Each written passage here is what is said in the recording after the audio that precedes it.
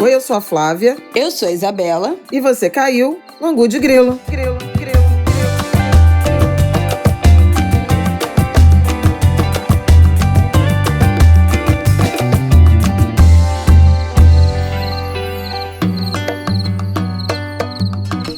Oi, gente! Mais o Angu de Grilo no ar, episódio 197.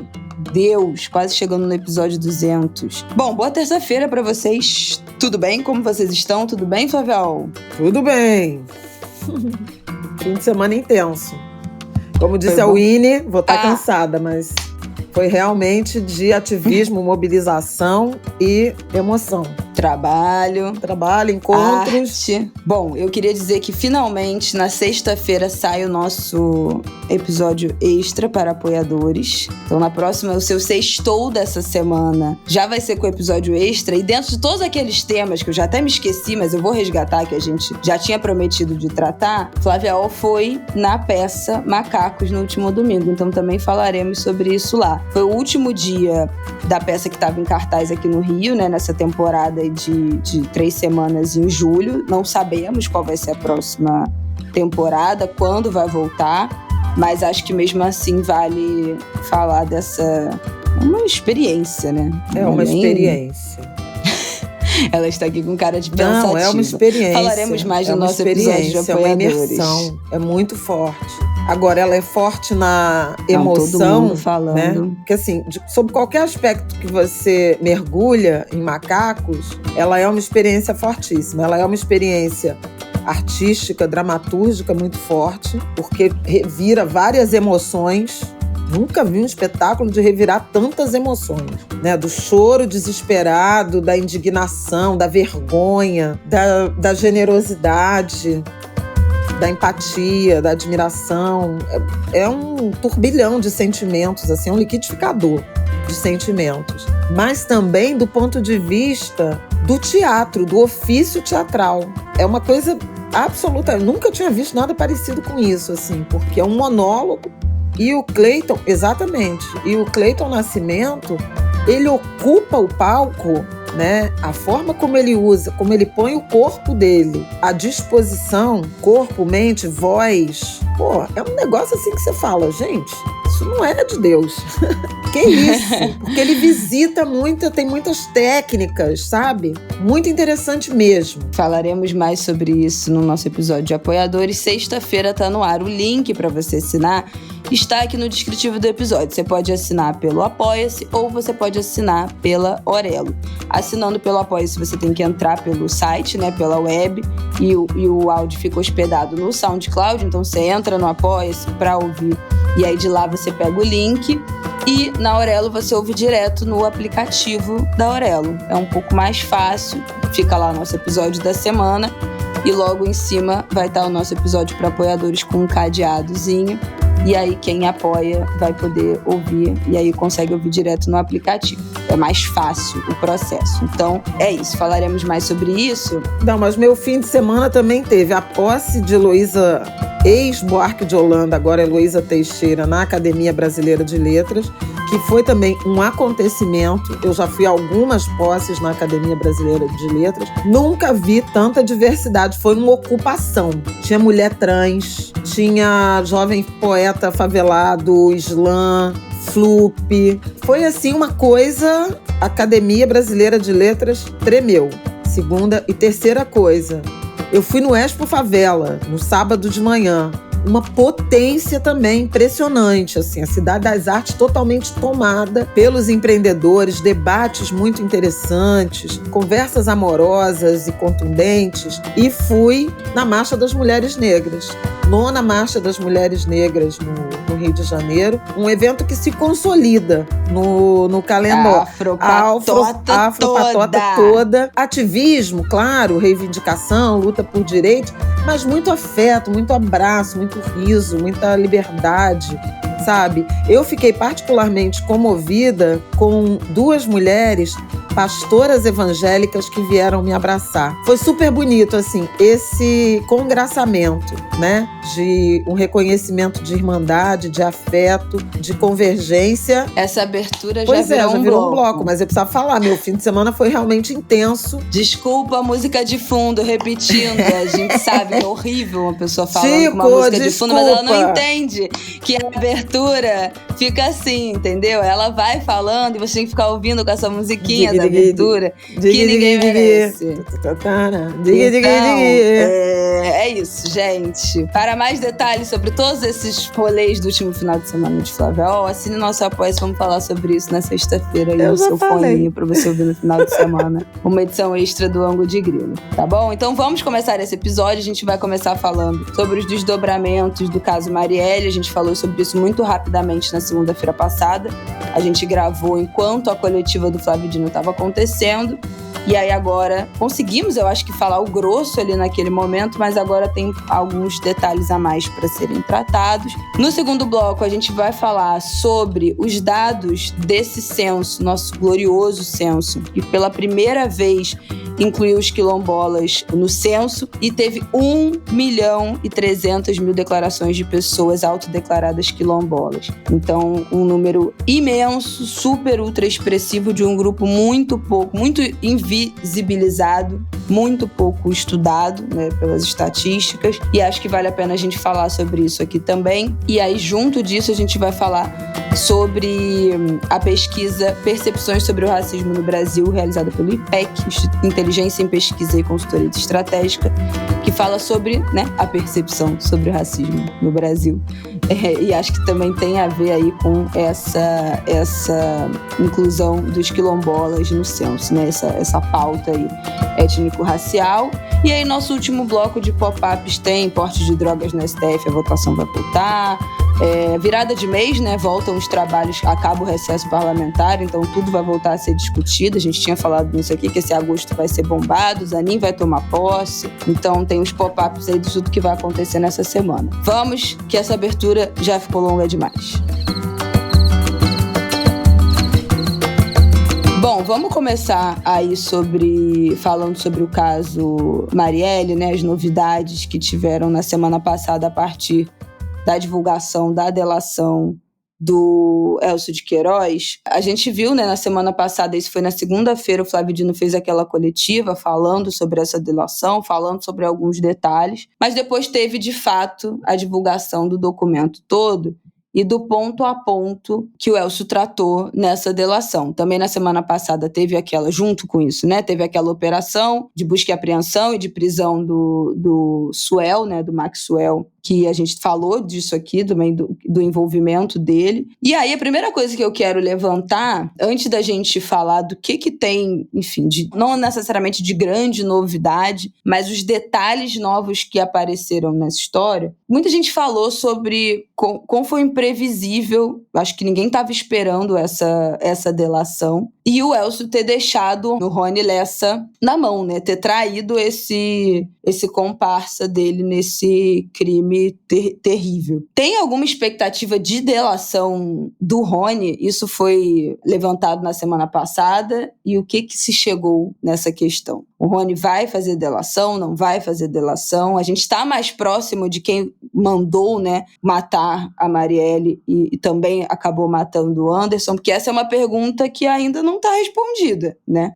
Mesmo com essa reviravolta, né, que deixou a família muito impressionada, né, tanto a família Aniele, irmã, Dona Marinete e seu Toinho, mãe e pai. Luiara está fora do Brasil, mas também, obviamente, né, filha de Marielle. E a Mônica Benício, viúva, absolutamente surpresos, impactados por tudo que foi revelado, também entristecidos, né? Foi uma semana que já é para eles emocionalmente muito sensível, porque foi a semana do aniversário, né, de nascimento de Marielle. A notícia da delação e da reviravolta, no caso, se deu na segunda-feira, 24 de julho, e a Marielle faria 44 anos na quinta-feira, 27. Então já é uma semana tema sensível e alguns detalhes que nos transportaram para o 14 de março foram muito duros de ler, de tomar conhecimento, né? Primeiro, o quanto Marielle não tinha a menor chance, né? A partir da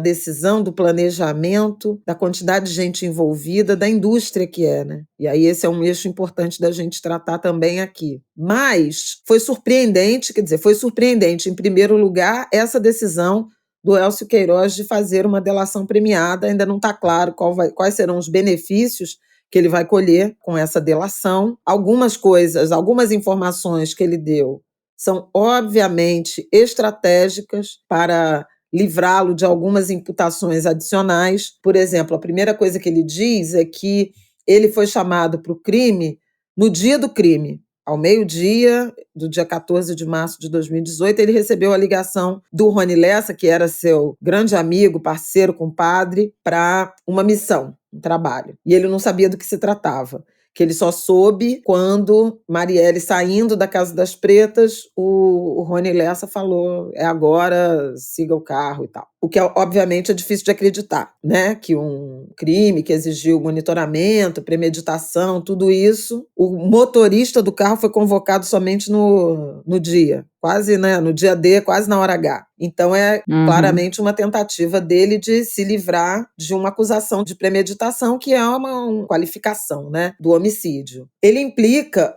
o Suel, que já tinha sido envolvido nesse caso, e condenado, mas por obstrução de justiça, porque por conta daquela tentativa de desviar a culpa para outro grupo miliciano. Ele cumpria prisão domiciliar num condomínio de rico, que obviamente estava acima dos rendimentos de bombeiro ou ex-bombeiro que era, carros de luxo, enfim. O que levou a uma crítica em relação a como não há nenhum tipo de acompanhamento, fiscalização sobre sinais exteriores de riqueza dos agentes, né, dos indivíduos que compõem as forças de segurança e de defesa, no Rio de Janeiro em particular, mas Brasil afora. Ele implicou um outro homem chamado, de apelido Macalé, que teria sido o sujeito que fez a intermediação entre o mandante e o Rony Lessa. Esse cara, acho que o nome dele é Edilson, dá uma olhada aí no nome do Macalé. Ele foi assassinado, executado, na luz do dia também, no bairro da Zona Oeste, em 2021.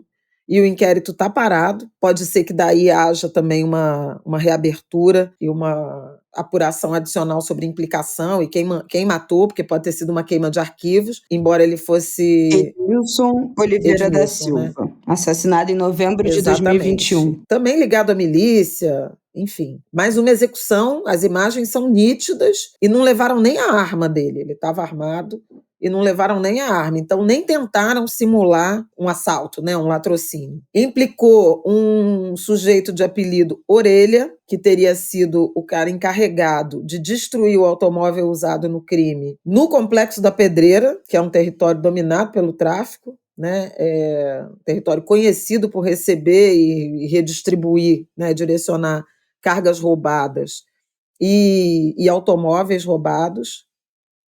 E aí é muito impressionante como, na medida em que ele vai apresentando esses nomes, você encontra eu chamei isso de indústria da morte, né, na TV, e depois até o ministro Flávio Dino repetiu essa expressão, mas uma construção do ponto de vista econômico de uma cadeia produtiva completa, com clientes, com fornecedores, com atividades terceirizadas, porque você contratar um grupo, né, um escritório do crime, um grupo de assassinos de aluguel para executar um desafeto, né, é uma terceirização. Então mostra aí, né, que alguém que tem uma outra atividade fim terceiriza os assassinatos. E esse terceirizado encarregado dos assassinatos, ele tem também uma rede fornecedora de vários serviços. Então alguém que arruma um carro adulterado, a própria forma como ele se insere, Rony Lessa, no acesso às armas e na própria venda de armas, lembrando que ele já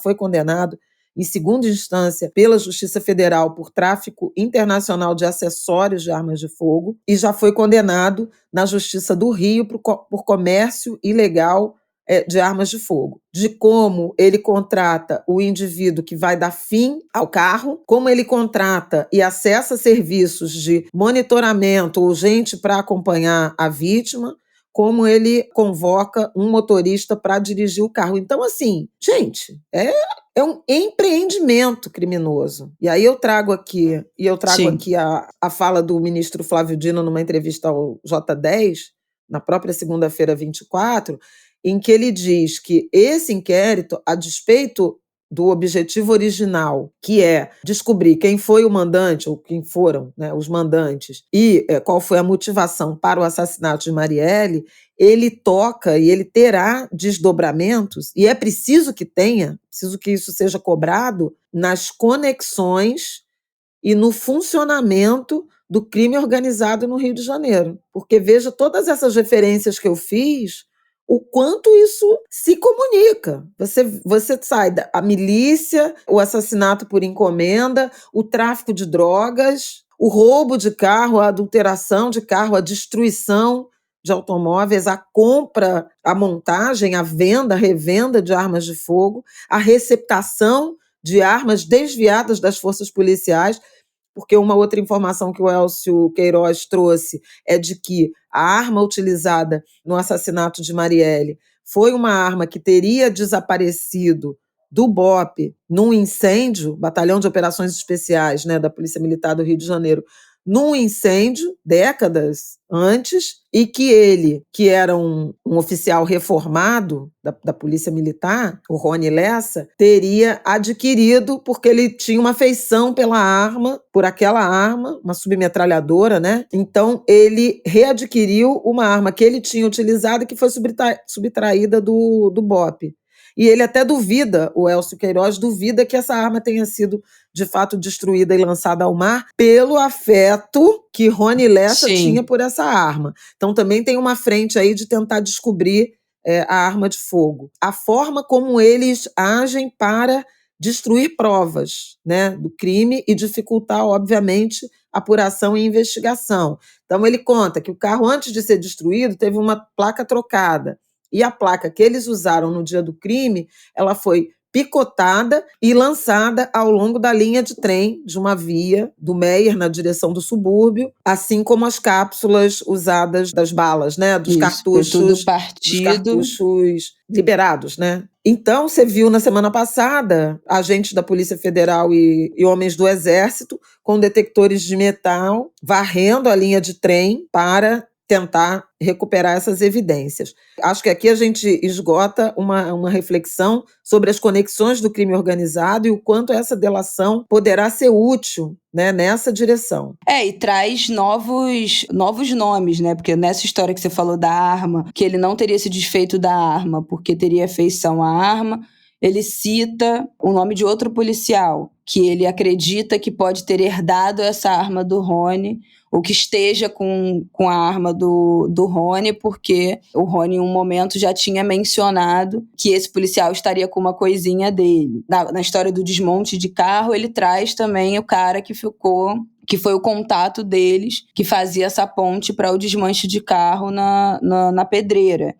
Então, tem uns novos atores, né, nessa história. Outras pontas que ficaram meio... Será que eles fizeram tudo sozinhos? Onde é que foi quem mais, né, atuou nesse conjunto, especialmente depois do crime, né, desse carro que nunca foi encontrado, dessa arma que nunca foi encontrada. Então, foi esse final, né, esse pós, né, o atentado ali, foi muito bem amarrado, né, e com muita rapidez, porque essas imagens desse carro, nunca mais, né, ninguém nunca mais achou, ninguém nunca mais teve notícia. Então tudo aconteceu muito rápido.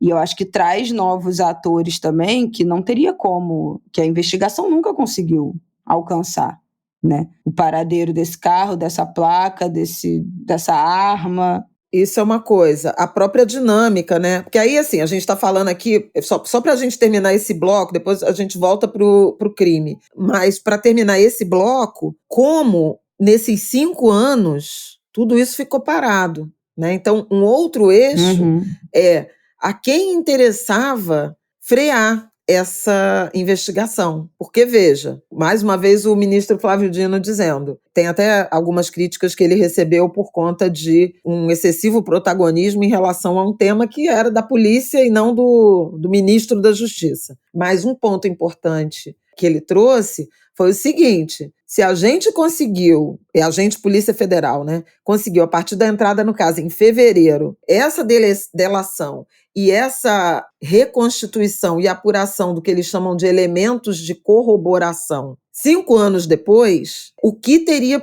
sido possível fazer nas semanas, meses e primeiros anos depois do crime, e que não foi feito, por absoluto desinteresse político, no mínimo, ou implicações de instituições policiais, instituições judiciárias, né? Instituições políticas do Rio de Janeiro. Então, esse é um outro eixo, porque é evidente que a forma como a investigação não avançou, sendo o assassinato de Marielle Franco e de Anderson Gomes um crime, né, de intensa repercussão nacional e internacional e de muita pressão social, né, da sociedade civil, pelo esclarecimento, óbvio que houve ações deliberadas. Foram delegados trocados, equipes do Ministério Público trocadas, substituídas ao longo do tempo.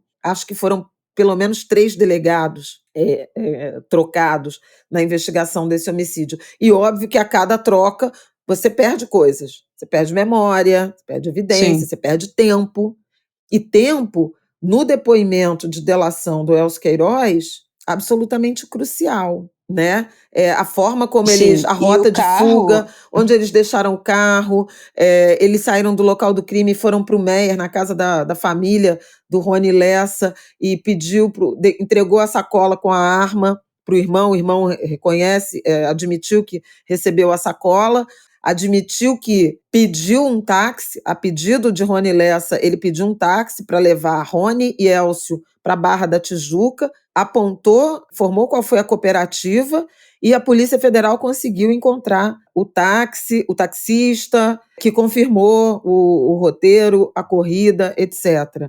Eles fizeram cruzamentos em relação a ligações telefônicas feitas entre Rony, Elcio e o Suel, nos meses que antecederam ao crime, em dias ou horas depois. Encontraram ligações do Rony e do Suel para o tal do Orelha. Então, assim, tem várias comprovações. A tocaia que eles fizeram na porta da Casa das Pretas, o Elcio Queiroz, o relato dele é impressionante, é desolador, assim, e de uma frieza, né? Algumas imagens também foram divulgadas pelo Jornal Nacional desse depoimento, de uma frieza, de uma naturalidade, como quem foi comprar pão. Saiu de casa na padaria, foi comprar um pão, voltou, comeu, cortou, passou manteiga.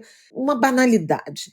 E como ele fala de tudo, como é que eles voltaram no outro dia, qual foi o percurso que fizeram, né? Essas 48 horas, né? Porque o crime acontece na noite do dia 14 e o carro só é entregue para esse contato, para ser levado para o desmanche no dia 16. Né? E aí tem um momento que eles falam que no dia seguinte do crime, eles tiraram o carro depois de trocar a placa, né, eles tiraram o carro da garagem, um vizinho viu que o pneu estava vazio, avisou que o pneu do carro estava vazio, né? Depois eles circulam na cidade com esse carro no dia 15, e só no dia 16 que eles vão entregar de fato o carro para o desmanche. Então, eles saem da garagem, param no posto para encher o pneu e deixam o carro perto da casa da mãe do Rony, numa rua transversal. Então, assim,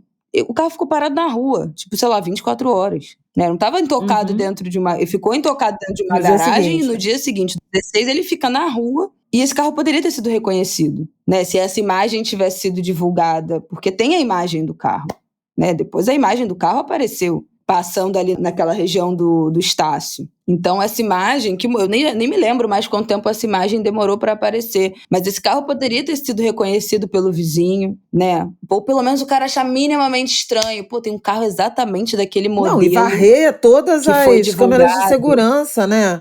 Porque os roteiros não são Então o carro ficou impossíveis. estacionado na Quando rua. você sai daquela rua, quem não conhece o Rio de Janeiro, né? A Marielle foi assassinada numa rua que ela tem 3 possibilidades, né? Uma reta, que você entra na Tijuca, para a direita, que você pega o eixo Avenida Brasil, Francisco Bicalho, né? Avenida Brasil, linha vermelha, linha amarela, ou esquerda, que você cairia no Rebouças. Então, assim, tem muita câmera de radar, né?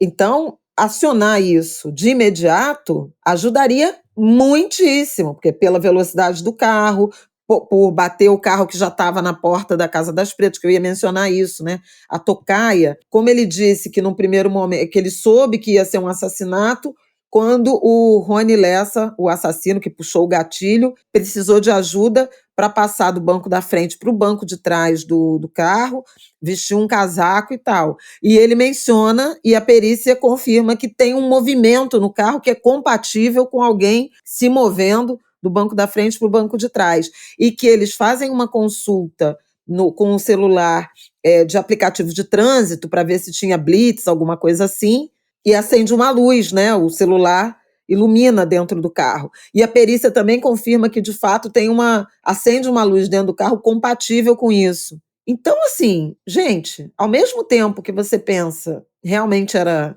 impossível para ela se livrar, dadas as condições, ela não tinha ideia do que estava acontecendo, ela andava num carro sem blindagem, com um motorista inexperiente do ponto de vista da direção defensiva e tal. O Anderson não era um policial, né? Alguém com esse tipo de experiência. Que vai andar atento tem um carro seguindo a gente, tem um carro que tá muito próximo, tipo assim, tem um carro que ela emparelhou. ficou, sei lá, 1h30, 2 horas na Casa das Pretas. Pô, tem um carro parado ali com 2 caras dentro há horas, entendeu? Ninguém estava preparado. Entende? Desolador. E tem também o plano frustrado que fala que teria tido uma chance frustrada, uma tentativa frustrada desse assassinato num dia que ela estaria num táxi, também naquela região, e que ela não estava num Uber, né, num carro de aplicativo, que ela estava num táxi. Então, assim, você vê que diz, né, o Elcio, que isso já teria acontecido, na verdade, ainda em 2017, porque o Rony conta essa história para ele em 2018, na virada de 2017 para 2018, então esse crime teria acontecido em 2017, mas o Rony diz que não aconteceu porque o Maxwell, que teria sido o companheiro dele nessa tentativa, teria vacilado, teria ficado com medo, e aí não deu certo por causa disso, e o Maxwell disse que, na verdade, o carro tinha falhado. Então isso já teria acontecido numa noite, num dia, com tudo planejado, orquestrado, e a Marielle estaria num táxi. Então, assim, não foi... Nesse único dia ela estava desprotegida. Né? Nesse único dia ela deu um problema no carro, deu um problema na escolta e ela estava desprotegida. Era um padrão, né? Então foi naquele dia, poderia ter sido meses antes. Enfim, ainda que essa história não seja comprovada, né, que teve um plano que falhou, mas o que ele diz é que nessa noite em que o plano falhou, ela estava num táxi comum qualquer, né? E esse é um aprendizado, né, que tivemos, aí estou falando no sentido das mulheres negras que entraram na política, das mulheres negras que são ativistas, que estão expostas. Vamos lembrar que o Rony Lessa, já na investigação original da Polícia do Rio de Janeiro, pesquisou nomes da esquerda, né, como Freixo, como PSOL, mas também a Eliana Souza Silva, a Redes da Maré, acho que a Anistia Internacional. Então, assim, ele só dizia, e era o principal ponto da defesa dele, e que foi destruída a partir da investigação do próprio Ministério Público, e que levou o Elcio Queiroz a delatar, que ele dizia que ele não pesquisou Marielle, e que ele não teria matado a Marielle, não tinha como provar que ele matou Marielle, porque ela é uma pessoa completamente fora do radar dele. Ele pesquisou vários nomes de esquerda e não o dela. No entanto, se descobriu que ele pesquisou sim. Ele pesquisou tanto a Marielle, pelo CPF dela e da Luiara, filha dela, num serviço de cadastro de checagem de crédito, né? Como se fosse uma espécie de Serasa. E aí ele descobriu o endereço do ex-marido, que era um imóvel que estava também no nome da Marielle, um endereço onde ela tinha ido 2 dias antes do crime, e que provavelmente o Suel, seguindo ela, passou esse endereço, ela entrou aqui nesse endereço, não sei o quê, e ele investigou e entrou nesse cadastro para ver que endereço era aquele. Com isso, a tese de inocência foi derrubada. Quer dizer, por que a investigação, embora não tenha, esse eixo da investigação, embora não tenha avançado ou revelado, né, até onde sabemos, sobre mandante e motivação, ele encorpa a autoria, né, e dinâmica do crime. Os autores a Polícia do Rio conseguiu identificar. A partir de uma denúncia anônima, né, um ano depois, 2 dias antes de o crime completar 1 ano, Rony Lessa foi preso e Elcio Queiroz como os autores. E essa autoria está confirmada pela própria confissão e por essa dinâmica toda que eu já mencionei. Isso torna impossível que eles sejam inocentados por falta de prova, por falta de evidências de consistência nessa investigação objetiva sobre a autoria do crime. Eles vão a tribunal do júri, isso já é uma decisão tomada há algum tempo, sedimentada desde 2021, mas esse julgamento não foi marcado. E agora, inclusive a expectativa do Instituto Marielle Franco, da própria família, que representa em larga medida a família, é de que, diante dessas novas evidências, o tribunal do júri seja marcado logo. Aí tem uma divergência. Marca e condena pelo assassinato e, mesmo sem descobrir mandante, sem incorporar o inquérito, né, as investigações e a denúncia, mandante, motivação, ou espera? Aí é uma decisão que polícia e justiça terão de tomar. Mas do ponto de vista objetivo da autoria do crime e da dinâmica, isso está solucionado. Ninguém tem dúvidas de que Rony Lessa e Elcio de Queiroz são os assassinos de Marielle Franco e de Anderson Gomes. Aí há que se construir as imputações desses outros nomes que apareceram. No caso do Macalé, se o assassinato dele, a execução dele, se relaciona a alguma queima de arquivo, pelo caso Marielle, ou com quem que ele se relacionava, a quem que ele obedecia, né? A quem ele se reportava, com quem que ele dialogava, pode também revelar uma interseção com os que são suspeitos de serem mandantes do crime de Marielle. Essa é uma coisa. A outra coisa, toda essa fronteira que se abre em relação, que eu já mencionei, não vou repetir, em relação ao crime organizado no Rio de Janeiro. Agora, é desolador, gente, saber que você pode estar passando 9h30, 10 horas da noite, numa rua qualquer do Meier, e ali está estacionado um carro que acabou de fuzilar 2 pessoas. E que depois esse mesmo carro vai circular ao longo de uma linha de trem com um sujeito jogando restos de uma placa de um carro usado num crime destruída, cartuchos, né? Cápsulas de munição para essa destruição de provas. E esse automóvel vai ser destruído. E é tão banal quanto pegar um táxi, né, de um local para o outro, deixar um carro num lugar ermo, recuperar o próprio carro. Não, essa banalidade é impressionante, assim. Como não há, pelo menos no discurso dele, né, nenhuma preocupação envolvida em deixar esse carro na rua, né? Então, assim, não tem uma preocupação em...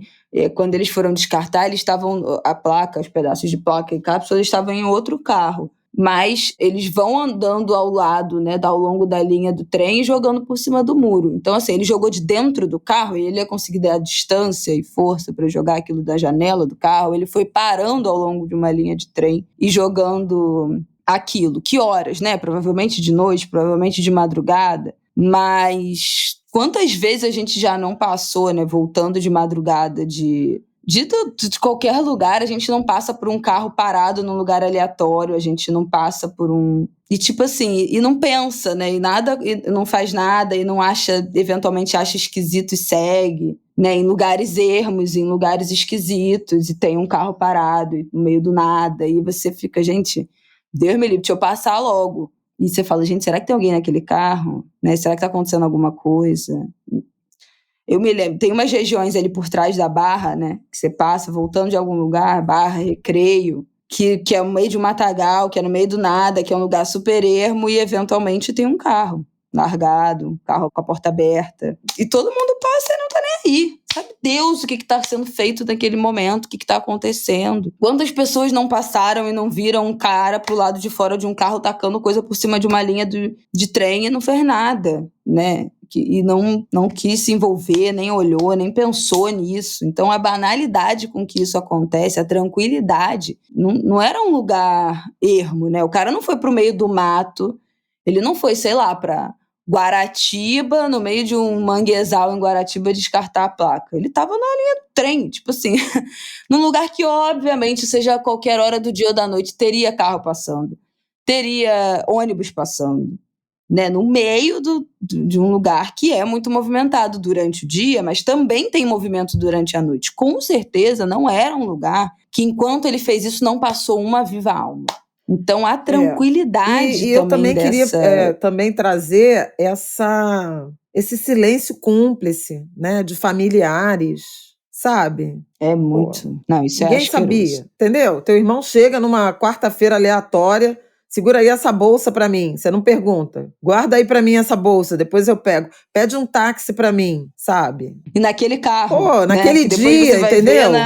Depois você sobe com a bolsa, o cara pediu um táxi, e aí você liga a televisão e não faz nenhuma correlação que morreu, que foi assassinado, uma pessoa importante, numa arma, sabe assim? É uma história. O depoimento do Elcio Queiroz no anexo 1, e aí gera uma série de especulações sobre quantos anexos, né, o que mais ele contou e tudo mais, ele é um roteiro de filme, sabe? Mas não é ficção, é a vida real. E a Marielle foi assassinada assim, nesse roteiro. Esse roteiro é um roteiro da vida real de um assassinato, de um crime objetivo. E aí te faz pensar assim, quantos outros crimes desse tipo essas pessoas cometeram?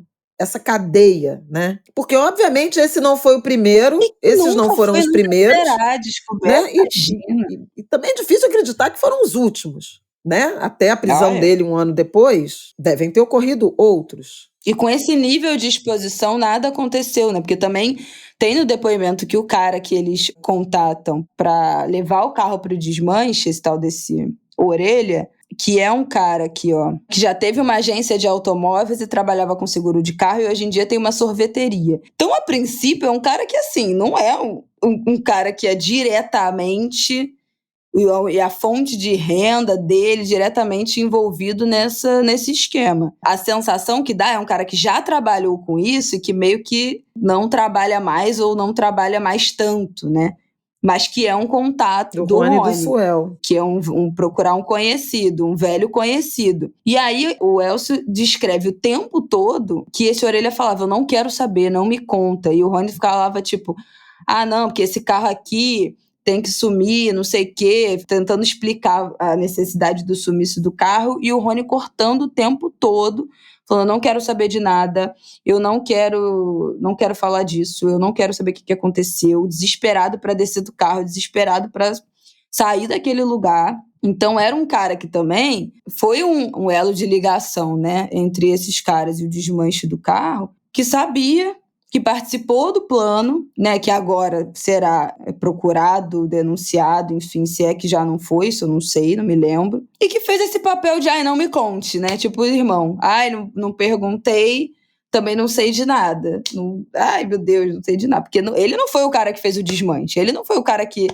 necessariamente ganhar dinheiro, ganhar vida fazendo isso, né, e ele é descrito como um cara que não quero saber, não quero me envolver, como se ele estivesse fazendo um favor, sabe? Tava devendo vou lá, faço um favor e volto pra minha vida normal. E também é impossível não ter feito correlação, né? 2 dias depois, com o crime. Não, ele sabia, por isso que ele fala, não quero saber. E aí, depois perguntado se tinha dado sumiço no carro, ele cortou, desconversou, não quero falar disso, não quero tocar nesse assunto. Então, ele obviamente sabia, né? Então, assim, e exatamente por saber, adotou essa postura não me conte, não estou aqui, quero descer desse carro, não quero ser visto com vocês, eu não quero conversar, eu não quero saber de nada. Eu vim aqui levar esse carro até o lugar e acabou. Então é óbvio que ele sabia, né? Então é muito difícil. É muito duro. E dá muito essa dimensão. Uma amiga, eu não estou autorizada aqui a revelar o nome, mas disse isso. É impressionante você se deparar com esse relato e ver que Marielle não tinha a menor chance. Nenhuma de nós teria a menor chance. E as instituições, até ali, nunca deram importância para essa vida, para essas vidas, né? Para vidas de pessoas como ela. Então não tinha um carro blindado, não tinha um motorista experiente, não tinha uma estratégia, né, de segurança, de entrar por uma porta, sair por outra.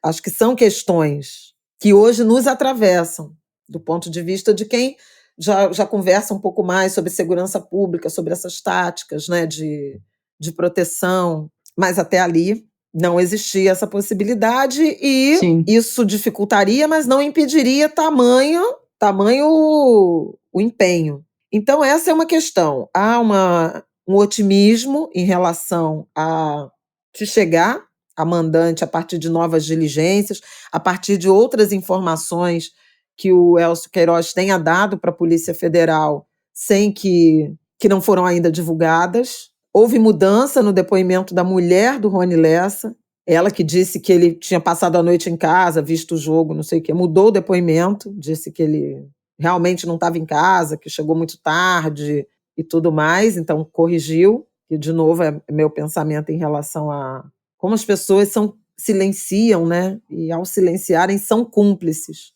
de uma tragédia como essa. A pergunta que o Rio de Janeiro, que o Brasil mais se fez nos últimos 5 anos, primeiro, quem matou, e só foi descoberto 1 ano depois, e essas pessoas poderiam ter simplificado esse trabalho. Eu acho impossível que alguém com tantas imputações criminosas não tivesse algum tipo de acompanhamento, quer dizer, eles mataram a Marielle e o Anderson. Se a gente concorda que esses não foram os primeiros crimes cometidos por essa dupla, eles não vinham sendo monitorados e acompanhados por outros crimes que eles teriam cometido? Porque aí, assim, se você sabe que tem uma estrutura criminosa, um escritório criminoso de assassinato por encomenda, se é óbvio para qualquer pessoa que, naquele momento, tomou conhecimento do assassinato de Marielle e de Anderson, de que se tratava de uma execução,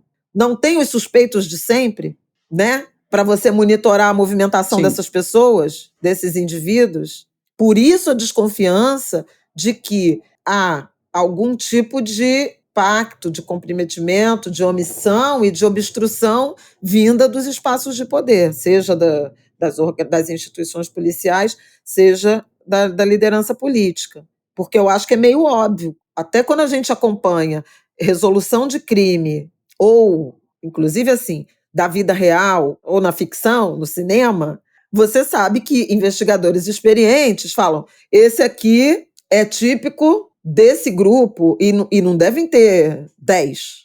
Isso é uma coisa que a gente vê muito em documentário, série, geralmente de coisas de true crime, de criminal dos Estados Unidos, em relação à violência sexual, né? Que quando eles têm um mapeamento, não sei se o país inteiro, mas alguns estados têm esse mapeamento dos já condenados. Ou suspeitos, né? Ou em liberdade, ou que foram soltos, ou que já foram investigados por crimes sexuais. E aí, quando acontece um crime na região, as primeiras pessoas a serem investigadas são esses criminosos ou em liberdade condicional ou que já foram soltos, já cumpriram sua pena, não sei o quê, mas que continuam para sempre no mapa e no radar. Então, são sempre as primeiras pessoas que vão ser investigadas e que vão ter que comprovar seus álibis ali, porque continuam com esse, enfim, né, dentro ali daquele raio de estar sempre à vista para uma possibilidade de reincidência.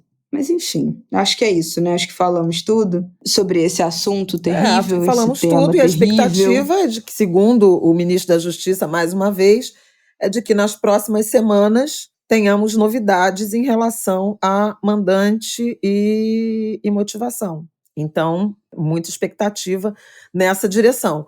mas que, uma vez que essa janela foi aberta, eu acho que não há possibilidade de esse eixo de investigação que foi entreaberto, não se escancarar na direção das conexões com o crime organizado no Rio de Janeiro. E aí, se isso acontecer, a morte de Marielle e a morte de Anderson não terão sido em vão. Se isso abrir a caixa... Eu acho que terá sido. Pote, né? Sinceramente. Caldeirão do crime organizado e suas conexões, se isso não permitir um golpe no sentido de desestruturar parte da cadeia criminosa no Rio de Janeiro, ou melhor, se isso permitir, não terá sido em vão. Eu não tenho essa esperança, não. Especialmente com esse nosso governo do Estado. Nesse momento, né, que eu acho que para uma desestruturação desse tamanho, tem que ter muita vontade e empenho das polícias. E das polícias e dos governos. E eu não acho que seja o caso. Então, para ter um desmonte, provocar um desmonte nesse nível para fazer com que essas mortes não tenham sido em vão, eu acho que já foi, assim, só do tempo que já faz, só de tudo que já aconteceu nesse meio tempo, só do tamanho que virou, né? Sei lá, se a gente for falar do crescimento das milícias nesses últimos 5 anos, que também, né, tem total conexão, né, com esse crime, com esses caras, com esses matadores. Quantas outras pessoas nesses 5 anos também já não morreram, né, pelas mãos diretas ou indiretas dos envolvidos? Já, sabe, assim, é uma conta que não tem fim, não. É uma conta que é impagável. E com a capacidade do Rio de Janeiro de produzir figuras políticas deploráveis, detestáveis, não dá. É um poço, realmente, assim, eu acho que é um poço sem fundo. Então, essa expectativa eu realmente não tenho. Mas a expectativa de ser revelado o mandante é algo que eu acho que todo mundo aguarda com muita ansiedade, né? Vamos esperar aí esses próximos capítulos, então. É isso, minha gente. Vamos para o nosso próximo bloco, para a gente voltar a falar do censo. As grandes defensoras do censo aqui, de novo, em mais um capítulo falando sobre o censo. Vamos lá falar dos quilombolas. Vamos falar então do censo? Primeira vez que o censo faz perguntas específicas para mapear as pessoas autodeclaradas quilombolas. E aí nós temos uns números interessantes que eu acho que podem puxar algumas reflexões aqui. Então, o número total que a gente chegou, né, nesse censo de pessoas que se identificam como quilombolas, 1.300.000 pessoas. São mais de 470 mil domicílios com pelo menos um morador quilombola. O Nordeste concentra quase 70% dos quilombolas, e aí eu acho que vale abrir um parêntese dentro desse dado, porque são 5 estados que concentram 76% da população quilombola do Brasil. Bahia, 30%. Então, 30% da população quilombola do Brasil está na Bahia. 20% está no Maranhão. 20% no Maranhão. 10% em Minas Gerais. 10% no Pará, e aí região norte. E 6% em Pernambuco. Então, tem uma concentração muito grande nesses 5 estados, né? São os que mais se destacam. 70% quase no Nordeste. Tem população declarada quilombola em quase todas as regiões do Brasil, quase todos os estados. Os únicos estados que não tiveram nenhuma autodeclaração quilombola foi Roraima e Acre. Quase 1/3 dos quilombolas do Brasil estão na Amazônia Legal. E aí, eu acho que esse é um dado muito importante, porque a gente falou muito, né, da Amazônia Legal quando teve as queimadas, quando teve desmatamento, quando a gente falou de invasão de terras, né, para garimpo e para desmatamento, a gente falou, obviamente, muito da população indígena, com toda a razão e justificativas possíveis, mas também é importante a gente dizer que esses atos de degradação, de exploração, de invasão, de violência, né, do meio ambiente também impactam demais a população quilombola, que também são populações tradicionais que fazem a manutenção, mantenedoras Guardiãs também mantenedoras da região, guardiãs da região, da biodiversidade, né, da natureza, da floresta, que tem uma conexão profunda, inclusive ancestral, né, religiosa, de ritualística com os elementos da natureza, e produtiva, e que são ameaçadas também, óbvio, pelo desmatamento, pela invasão de terras. E nesse mesmo ramo aí dessa reflexão, tem outro dado que também é muito interessante, que 87% dessa população vive fora de territórios oficialmente delimitados para a população quilombola. Então, quase 90%, né, dos autodeclarados quilombolas não estão em território oficialmente delimitado e declarado. Então, isso é o que a gente já tinha falado anteriormente aqui 200 milhões de vezes, como a urgência pela demarcação, né? E como a demarcação de terras quilombolas ainda é, gente, é quase simbólica, assim. Se você pensar a quantidade, né, de território quilombola que já foi reconhecido pela Fundação Palmares, né, que é aquela primeira instância de reconhecimento para depois você conseguir pautar de fato a posse, né, dessa terra, a titulação da terra no INCRA, tem um abismo absurdo. Então, isso também bota essas populações em uma insegurança total em relação à sua permanência e ao seu território, né, você não ter a titulação de fato daquela terra. É um dado inédito, eu acho que extremamente importante para a gente ter a dimensão, né, do quanto o Brasil é um território quilombola, com presença quilombola em praticamente todos os estados, né, distribuídos, e que essas pessoas têm elas são imbuídas dessa identidade, né? Não é algo que, óbvio, que se perdeu, deve ter se perdido muito, né, ao longo desses séculos aí de genocídio, mas que a gente ainda tem uma população quilombola no Brasil, espalhada por muitos estados, muito consciente desse seu lugar, dessa sua relação, dessa sua ancestralidade, dessa sua história, né, social e racial. E eu acho que isso é muito surpreendente. Eu acho que a gente não imaginaria, né, como leiga, eu não imaginaria que a gente ia conseguir, nesse primeiro censo, ter mais de 1 milhão de pessoas se declarando quilombolas. Eu achei um dado surpreendente, assim, pela quantidade mesmo, quando a gente fala o tempo todo desse apagamento, né, dessa história, dessa vida de pessoas negras. A gente fala do aumento também da autodeclaração de pessoas pretas e pardas, também a partir de uma ampliação, né, desse debate, de uma compreensão da própria identidade racial. E nesse primeiro censo, a gente já tem mais de 1 milhão de pessoas com esse pertencimento, né, essa certeza do pertencimento e dessa identidade. Eu acho que não sei se foi uma surpresa para os estatísticos, mas para mim, como leiga, não tão leiga, mas um pouco mais, né, nesses assuntos particulares da população quilombola, me coloco como leiga, foi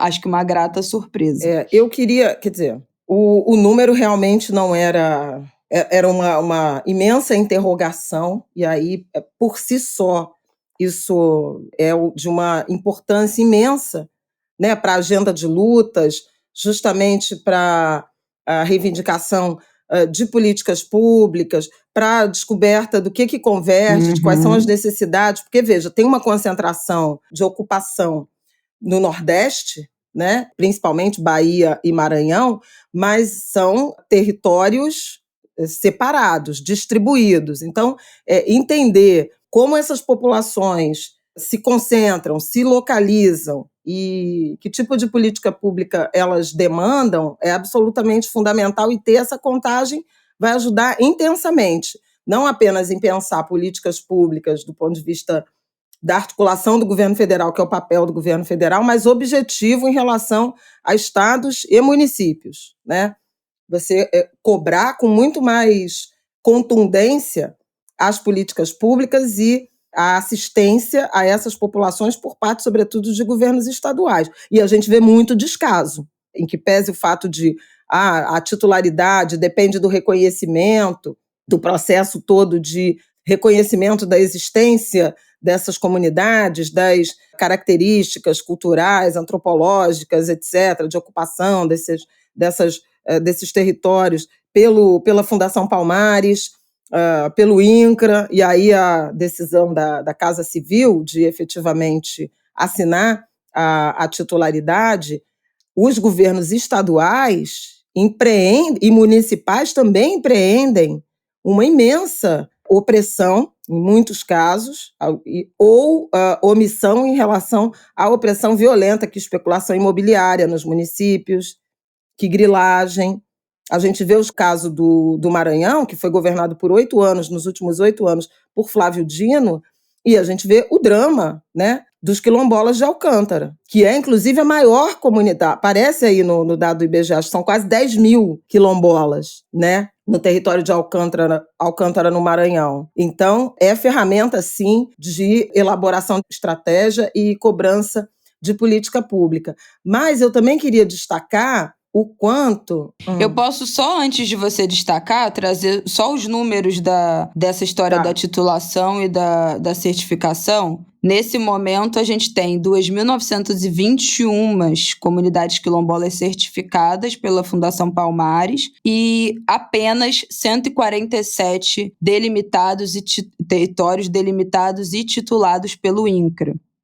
INCRA é o Instituto Nacional de Colonização e Reforma Agrária. Então, nesses 147 territórios que são titulados, moram um pouco mais de 57 mil pessoas, que dá 4% do total dessa população. Todos os outros 96% da população moram em territórios que não são titulados, então ainda não detém a posse e o reconhecimento, né, da sua terra. Só esse parêntese para trazer os dados. Pois é, isso absolutamente importante. Eu queria lembrar também que ainda vão ser divulgados, também dessa forma segmentada, o censo, né, para os territórios indígenas. Não é a primeira vez, mas terá divulgação e os povos indígenas receberão essa atenção. E favelas também, que o IBGE chama de aglomerados subnormais. Também é importante identificar esses territórios, mapear e... Por que subnormais? A denominação técnica para favelas, porque favela é um nome que basicamente é no Rio, né? Cada lugar do Brasil chama de uma outra coisa, ocupação. Sim. Periferia. Tem várias denominações. No Rio Grande do Sul tem uma que é bem curiosa, assim. Agora eu não estou me lembrando qual é, mas em cada lugar você chama de um jeito. Então eles chamam de aglomerados subnormais porque tem uma densidade populacional, e subnormal porque foge às características de urbanização, de ocupação e de condições de habitação que seria o esperado para o bem-estar. Então, é porque não tem acesso a saneamento, não tem vias, por exemplo, asfaltadas, acesso difícil, tem várias questões, né? Íngreme, qualidade da construção, de telhado, a densidade populacional. Então, vem daí essa denominação. E o aglomerado subnormal é para padronizar algo que é que nem o pardo, né? Porque cada um chama de uma coisa, né?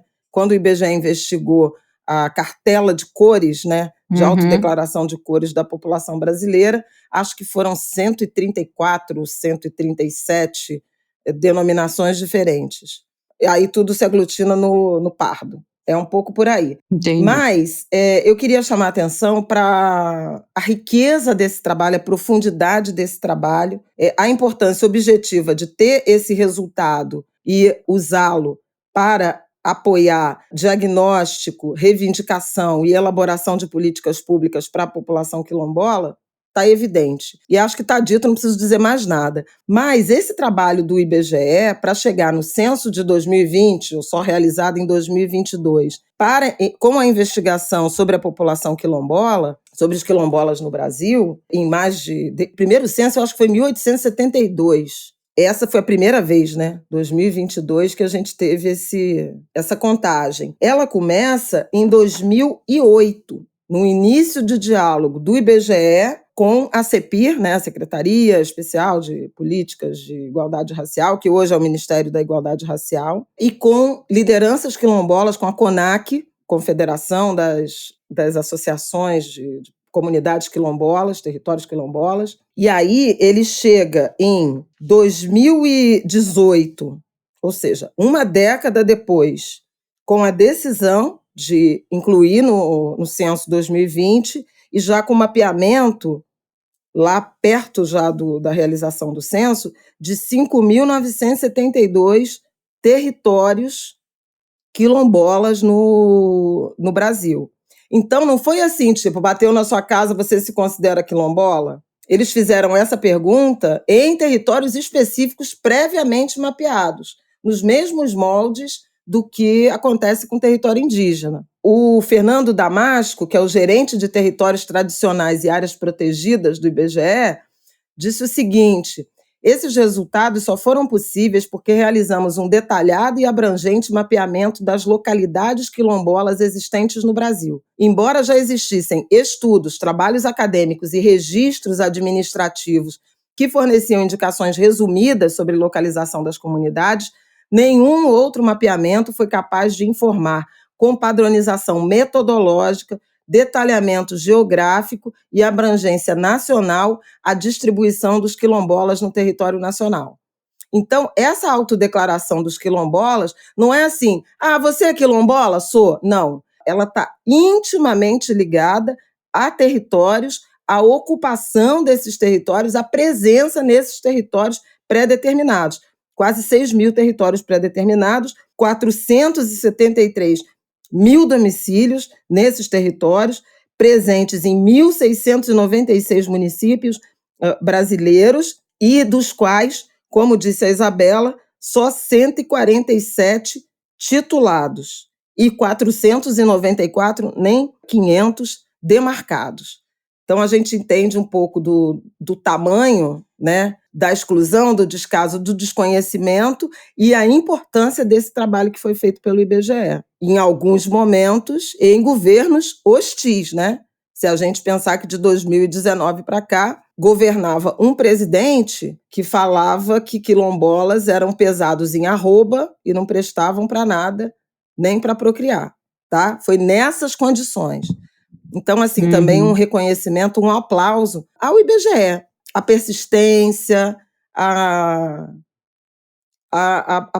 capacidade de diálogo, né? A metodologia foi desenvolvida pelo IBGE em parceria com a CONAC, que eu já citei. Então, e ele diz, o Fernando Damasco, só para terminar, o método foi baseado na identificação dos quilombos de hoje, que produzem e organizam seus territórios, e para isso a cartografia participativa, acompanhada e validada pelas lideranças comunitárias, foi fundamental. Então, é bonito também como exemplo metodológico, né, de mapeamento, de identificação de comunidades tradicionais. Porque tem idiota por aí dizendo o seguinte: o IBGE mapeou, eu não sou dessa... Vocês sabem que eu não sou desses arroubos, mas a ignorância ativa tem que ser exposta e desqualificada mesmo, porque você pode ser contrário a dizer assim, não devia ter demarcação de território, somos todos um Brasil, babá, babá, babá, qualquer tipo de asneira. Agora, você ouve dizer que tem 1.300.000 territórios, aí você pega a sua visibilidade e diz, o IBGE descobriu que o Brasil tem 1.300 quilombolas. Como fez isso? Perguntou, você é quilombola, sim ou não? Ora, gente, é de um reducionismo, de uma estupidez, de uma ignorância ativa, como diz a nossa Ana Maria Gonçalves, que assim, eu não sei como é que as pessoas não se envergonham disso, sabe? Sabendo, quer dizer, sabendo não, porque obviamente não sabe. Se sabe, aí é desonestidade intelectual. Não sabendo. Mas assim, sem sequer procurar saber de onde surgiu essa pergunta, essa abordagem. Porque ninguém bateu aqui na minha casa, na rua onde eu moro, na Zona Sul do Rio de Janeiro, e perguntou, você é quilombola? Sabe? Não foi isso que o IBGE fez. E quilombola é uma característica, uma autodeclaração relacionada à tradição cultural e à territorialidade. Não é sobre etnia, não é uma investigação de cor ou raça. Ao contrário de quem pergunta qual é a sua cor ou raça, que é uma pergunta universal do censo. Quilombola não estava nessa categoria no questionário. Quem respondeu aqui o censo sabe disso. Não era assim, como é que você se autodeclara? Preto, branco, pardo, indígena, amarelo, quilombola. Não era essa a pergunta. Então vamos ter um pouco de vergonha na cara, né? Para comentar, buscando um pouco mais de informação. O mínimo de informação. Está ali no site do IBGE, aberto para quem quiser ver. Está ali no Instagram da CONAC, aberta para quem quiser ver. Há quanto tempo que a gente comenta, no meio da pandemia, eu participei de uma live com a CONAC e levei a notícia, olha, o IBGE vai visitar 5.972 territórios quilombolas para o censo, na primeira empreitada de investigação do tamanho da população quilombola. Isso nem começou anteontem, nem começou na semana passada. Então é passar atestado, né? Misericórdia. Monas, depois sou eu que me descontrolo nesse podcast. Mas eu não falei nenhum palavrão. Não, eu queria te lembrar isso. É de família, mas... Você cria... Ela vai cair na pilha. Vamos ouvir ela caindo na pilha. Se justifica, poxa, então. Era uma reivindicação histórica dos territórios quilombolas tradicionais.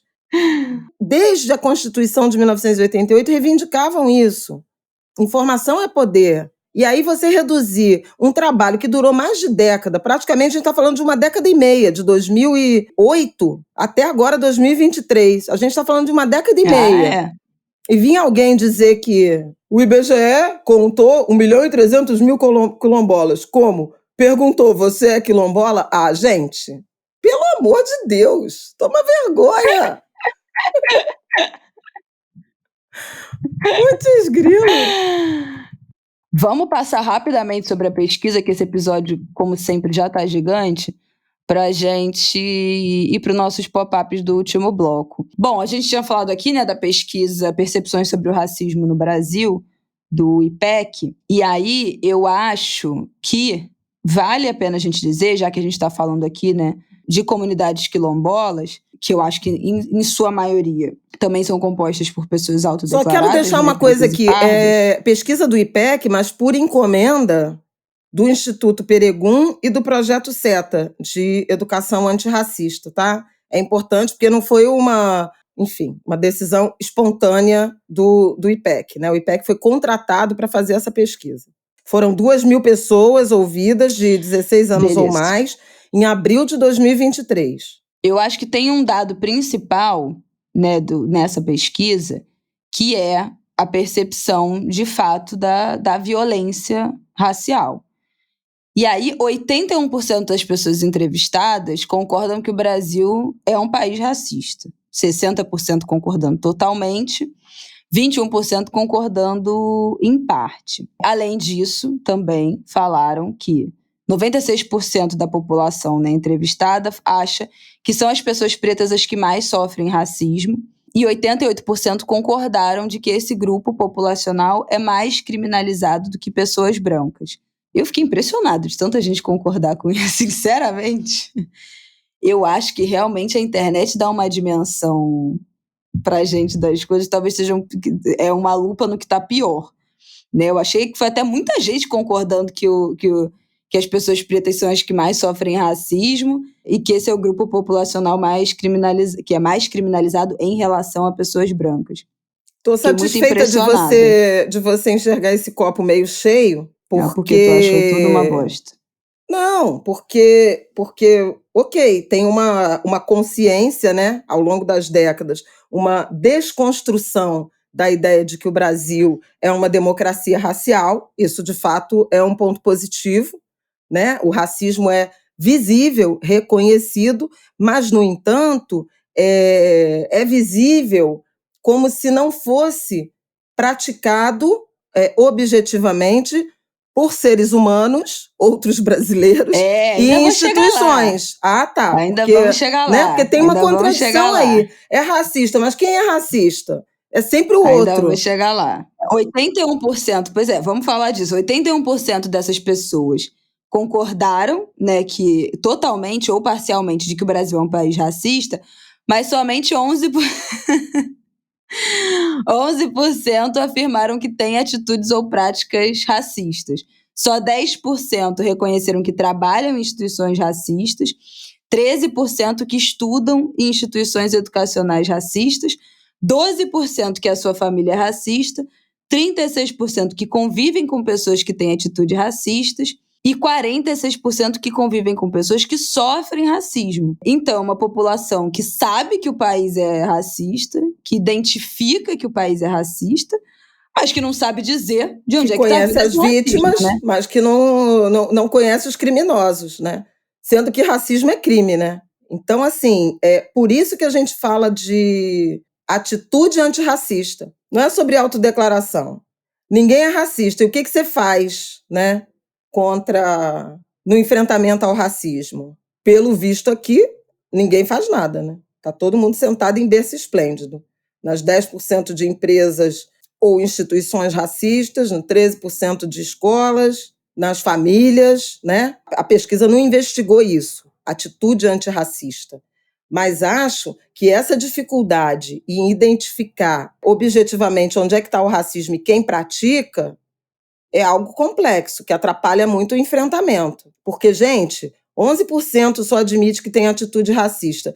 Isso aqui deve ser alguém que disse que uma vez chamou alguém de macaco. Mas, assim, atravessar a rua para não passar por um jovem negro, levantar quando uma pessoa negra senta do seu lado no ônibus, abordar uma pessoa preta dentro de uma loja como se ela fosse a vendedora, eventualmente seguir, desconfiar, abraçar a bolsa quando passa uma pessoa negra do seu lado dentro de uma loja, não sei o quê. Né? Tudo isso é atitude racista. Até e ninguém tem, só 11% tem. Ver um cara preto com um carrão, e aí é jogador de futebol. Em geral, é só jogador de futebol, né? Exatamente. Tu é o quê? Trabalha com esporte, não sei o quê. Isso é uma coisa que a gente Vê uma mulher preta, samba aí. Né? Todos esses estereótipos são muito racistas, né? É difícil acreditar que só 11% não, gente, né, todo das mundo, pessoas... 100% das pessoas deveriam falar. Porque se você ainda pensar nessa questão dos estereótipos, esse senso comum, essa coisa imagética, isso é um processo, todo mundo cresce achando que preto com dinheiro é só pagodeiro ou jogador de futebol. Isso. Então, assim, né? Você vê um cara, um preto num restaurante chique, já acha que é jogador de futebol, que é jogador de alguma coisa. Toda hora, quando tu sai com o Rafael, a gente sai, as pessoas ficam chocadas quando ele fala que é médico. Você vê a surpresa, né? Você é jogador, trabalha com esporte, jogador de basquete, jogador de futebol. As pessoas perguntam isso. Ele já foi, de fato, jogador de basquete, o que é muito óbvio porque ele é enorme. Né? Então, essa também é uma percepção fácil. Mas quando ele fala que é médico, sempre tem uma surpresa no olhar, né? Como se a pessoa jamais esperasse aquilo. Não, as pessoas não se enxergam. Olham no espelho e não se veem. Não se enxergam. O senhorzinho que bateu uma vez aqui em casa para pedir... Era o entregador de jornal. Para pedir caixinha de Natal, que eu atendi, ele falou, a patroa tá aí, a madame tá aí. Mona. Eu falei, olha, você não tá num bom dia, a madame sou eu. Ele nem teve coragem de pedir o que ele ia pedir, porque realmente ele não ia ganhar, né? Mas assim, quem orienta elevador de serviço, isso tudo é atitude racista, gente. Ou acha que eu quero imaginar o que essas pessoas do 11% que dizem que tem atitude racista, o que elas fizeram, porque deve ter tipo... Ou então xingou, são pessoas que têm um lapso de consciência de reconhecer que essas atitudes também são racismo. Assim, vamos ver, né? Bom, né? Outra coisa que eu achei surpreendente também nesse dado é as pessoas também reconhecerem que a abordagem policial, 79% concordam que é baseada na cor da pele, tipo de cabelo e vestimenta. E 84% concordam que pessoas brancas e negras são tratadas de forma diferente pela polícia. Eu achei esse o resultado mais... Tem dois resultados que eu achei absolutamente importantes dessa pesquisa. O outro conjunto, ele está em linha com outras investigações que já foram feitas ao longo do tempo. Né? De percepção de que há racismo no Brasil e de o quanto você é racista, eu não, imagina, são os outros. Mas essa consciência do viés racial, da filtragem racial na abordagem policial, eu acho que foi assim a conclusão mais importante dessa pesquisa. A sociedade ter consciência de que a instituição polícia, né, as instituições policiais são orientadas a criminalizar os corpos negros. Eu acho que isso, eu não sei se 10 anos atrás a gente teria essa resposta, não sei nem se ela já foi feita, porque eu conheço muitas pesquisas em relação a esse tema da filtragem racial, mas elas são abordadas não como consulta à população, mas sobre a percepção de vitimização das pessoas negras, e vitimização é um termo, eu não estou falando que as pessoas estão se vitimizando, é uma abordagem sobre vítimas, né, de abordagens policiais, etc., etc., ou dos próprios manuais e protocolos de treinamento sobre abordagem policial, que apresentam pessoas negras como, homens negros principalmente, jovens negros, como elemento suspeito. Eu lembro da pesquisa original da professora Silvia Ramos do SESEC, que já tem mais de 20 anos, e ela repetiu agora, durante aí o período da pré-pandemia, enfim, com resultados divulgados durante a pandemia, em que ela cravava preto, um determinado tipo de cabelo, ou corte de cabelo na régua, ou o black, camisa do Flamengo. Vai tomar dura. Sim. Quer dizer... O descolorido, né? O cabelo descolorido, cabelo com luzes. Sabe? É super objetivo. Uhum. Né, a abordagem. E o Supremo está julgando isso.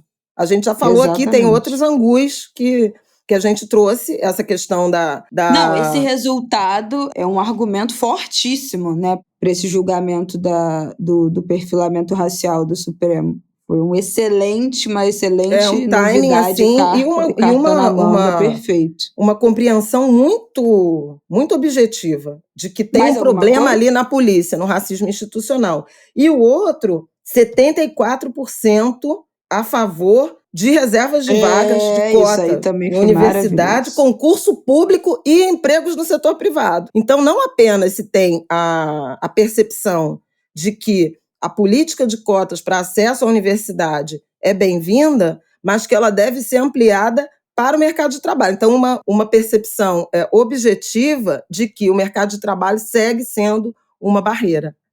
Sim. Eu achei bem interessante. Muito bom. Também fiquei surpresa com essa quantidade. E eu acho, gente, que isso dá uma dimensão. A gente que tá, eu pelo menos, né, que tô o tempo todo sendo bombardeada por essas discussões na internet, em especial o Twitter, né?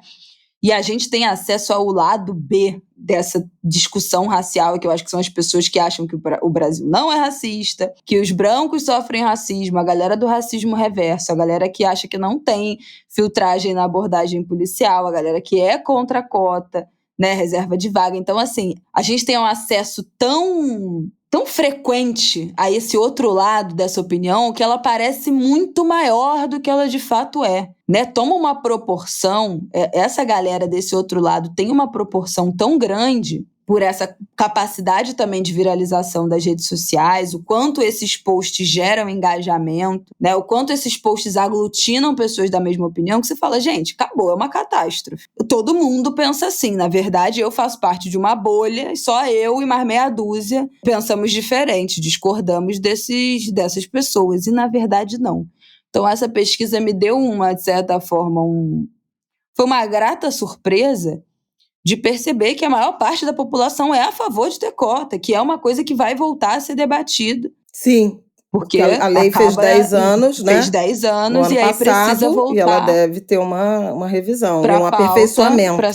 Para ser revista, né? E tinha esse medo, como é que vai ser nesse momento de revisitar essa lei, se ela será prorrogada, renovada ou não. E aí, tendo a maior parte da população de acordo, né, concordando, achando importante, então acho que dá uma certa tranquilidade. Tem umas coisas aí que, pelo menos, eu acho que não estou tão numa bolha assim, que só eu e mais 3 pessoas temos essa percepção sobre a polícia, sobre as cotas, sobre o racismo. Tem mais gente concordando. Eu acho que essa pesquisa deu essa sensação. Vou deixar aqui o link no descritivo do episódio para vocês acessarem, porque tem outros dados também, inclusive sobre a percepção do racismo em escola, em espaços de educação, sobre os tipos de violência racial também, da compreensão de quais são os tipos do que as pessoas percebem que são os tipos de violência racistas mais frequentes. Então tem outros dados que também são interessantes da gente olhar. Vamos para o nosso último bloco, que esse episódio está gigante e a gente ainda tem os nossos pop-ups para pontuar aí dessa semana. Bom, eu acho que as grandes 3 coisas que vão acontecer nessa semana voltou, né? Acabou o recesso, acabou as férias, acabou o milho, acabou a pipoca. Nessa quarta-feira, volta para a pauta, o primeiro item da pauta do STF é o processo da discussão da descriminalização do porte de drogas para consumo próprio. A gente já falou sobre isso aqui, né? Tinha aquele momento que ia entrar na pauta, ia entrar em discussão e acabou sendo adiado, mas a gente tem um ângulo de grilo aqui que a gente fala sobre isso. E isso na terça-feira. Isso na quarta-feira. Você está ouvindo a gente na terça, isso então amanhã retoma essa volta, começa, né, essa discussão. Na quinta-feira, o Zanin toma posse. E aí, como ministro, né, do STF, se essa discussão não se esgotar na quarta, nessa discussão, essa votação não se esgotar na quarta-feira, que a gente sabe que não vai se esgotar, né? Vamos ser óbvio que não vai se esgotar. Ele já participa também dessa votação a partir do momento que isso voltar para a pauta e ele já foi empossado, já tiver sido empossado ministro. Então ele também já entra nesse debate. E também na quarta-feira sai o resultado da reunião do Copom, né, Flávia? Como é que vai, o que vai acontecer? Você que é do ângulo de grilo, que ouve o ângulo de grilo, já sabe que o Copom é a reunião do Comitê de Política Econômica do Banco Central que, a cada 45 dias, se reúne para reduzir, aumentar ou manter a taxa Selic. Para decidir a política monetária, né? E o que vai acontecer, pelo amor de Deus? A prévia do IPCA 15, né, que é a prévia do índice de inflação, que saiu na semana passada, veio com deflação, então é uma inflação realmente baixa, um índice de difusão também baixo. Quem é Angúlia já sabe o que é índice de difusão, proporção entre os preços de produtos e serviços pesquisados pelo IBGE, que tiveram aumento de preço. Esse número já chegou nos 2 últimos anos em 80% e está abaixo de 50%. Então, significa que tem menos impulso de remarcação para cima dos produtos, tem tido deflação nos alimentos, já temos comentado sobre isso, e a expectativa é de que o Banco Central inicie agora em agosto, né, quarta-feira sai a decisão, a trajetória de queda, de corte na taxa básica de juros. O Boletim Focus, que é aquele mapeamento que o Banco Central faz, aquela consulta com consultorias e instituições do mercado financeiro, apontam um corte de 0,25 ponto percentual, o que reduziria a taxa básica de juros de 13,75% para 13,5%.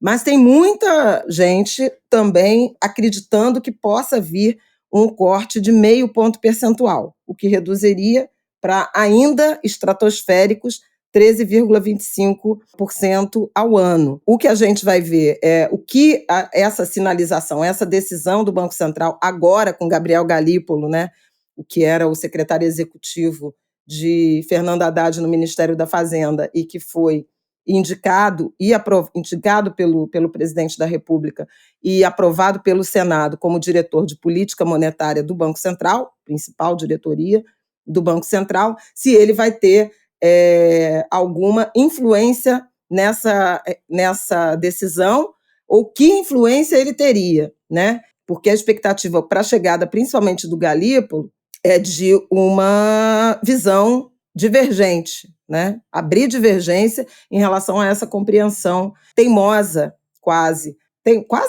teimosa de Roberto Campos Neto e seus aliados mais próximos em relação à política monetária. Então, se houver um corte de 0,25%, a sinalização é de que a trajetória de queda da taxa básica de juros será mais lenta, vai de gotinha em gotinha.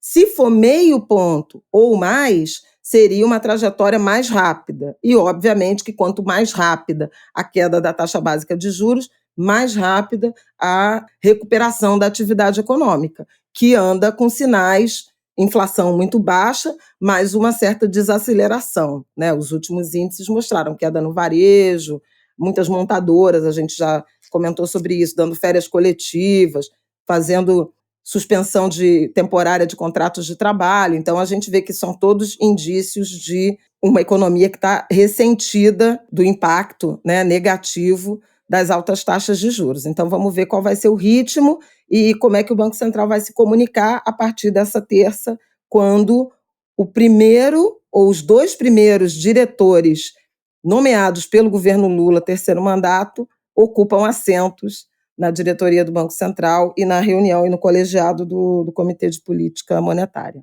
É isso, só para o ângulo de grilo que a gente tratou dessa discussão do STF foi o 187 do porte de drogas. Então, quem quiser ouvir, foi o nosso terceiro bloco. A gente tinha deixado esse pop-up aprofundando um pouco mais essa história dessa discussão, e aí acabou que nunca entrou na pauta, acabou sendo adiado, mas o ângulo de grilo 187 continua tudo valendo para essa semana a gente começar esse assunto que claramente, se acontecer, se não sair da pauta, se rolar, a gente vai falar na semana que vem, né? Pelo menos como é que foi esse começo. É isso, né, Angulers? Um beijo. Adeus. Mais alguma coisa a dizer, Flavel? Não, eu acho que é isso. Não, 2 coisas a dizer. Amanhã, terça-feira, também conhecida como quarta-feira, também conhecida como 2 de agosto, é meu aniversário, 54 anos. Derrama, Xangô, derrama sobre ela o seu amor. E começou agosto, né? É sempre uma saga. Um alerta. Nossa, uma via crucis. Um alerta recorrente meu, com os meus próximos e também com minhas angulers, meus angulers queridos.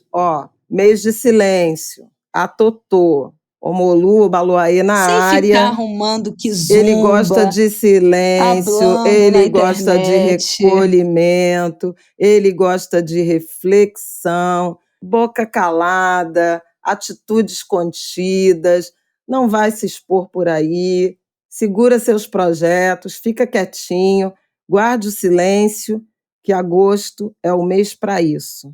Alimentar o espírito, amadurecer as ideias, cozinhar em fogo brando. O velho está na área, então protejam-se, agradeçam, peçam saúde, peçam proteção e, acima de tudo, respeitem o velho, que é o dono da terra e do sol do meio-dia. Lembrem dele. Gatas. Então, um bom agosto para vocês, bom começo de mês.